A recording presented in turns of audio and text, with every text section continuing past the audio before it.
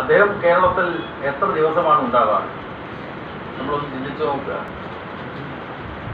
ഭരണഘടന പ്രകാരം ഒന്നിൽ കൂടുതൽ സംസ്ഥാനങ്ങളിൽ ഒരു ആളെ ഗവർണറായിട്ട് നിശ്ചയിക്കണം. അതാണ് ഭരണഘടന പ്രകാരം തന്നെ. പക്ഷേ ഇപ്പോ അദ്ദേഹം ഈ സംസ്ഥാനത്തെ ഗവർണർ മാത്രമാണ്. അപ്പോൾ കേരളത്തിലെ ഗവർണർ പദവിയിൽ ഇരിക്കുന്ന ആരിഫ് മുഹമ്മദ് ഖാൻ, പണ്ടത്തെ ഒരു സിനിമയുണ്ട്, ആ സിനിമയുടെ പേരാണ് ഏക് ദിൻ കാ സുൽത്താൻ, അല്ലേ? വൺ ഡേ സുൽത്താൻ എന്ന് പറയും. ഏതാണ്ട് വൺ ഡേ സുൽത്താനെ പോലെയാണ്. കേരളത്തിൽ അദ്ദേഹം വരിക, എന്നിട്ട് ഡൽഹി പോവുക, മറ്റിടങ്ങളിൽ പോവുക, എന്നിട്ട് അവിടെ നിന്ന് വാർത്താ സമ്മേളനം നടത്തുക.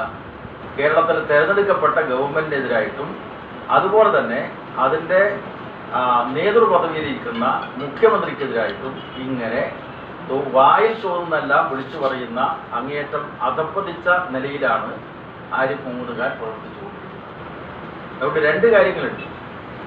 ഒന്ന്, ഭരണഘടനാദത്തമായിട്ട് ഗവർണറുടെ അധികാരം മനസ്സിലാക്കാതെ ഇടപെടുന്നു. ഗവർണർമാരെ പറ്റി പൊതുവിൽ നമുക്ക് പറയാവുന്ന ഇപ്പം തമിഴ്നാട് ഗവർണർ രവി അടക്കമുള്ള ആളുകൾ ചെയ്തുകൊണ്ടിരിക്കുന്ന കാര്യങ്ങൾ.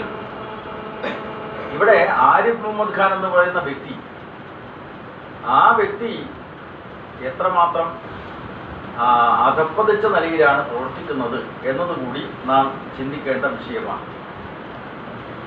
ഇവിടെ ഗവർണറുമായി ബന്ധപ്പെട്ട് പല വിഷയങ്ങളും ഉയർന്നു വന്നിട്ടുണ്ട്.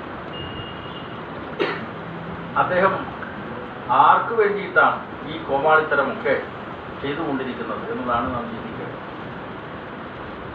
ഇന്ന് രാജ്യത്ത് അധികാരത്തിലിരിക്കുന്ന BJP ഗവൺമെൻറ്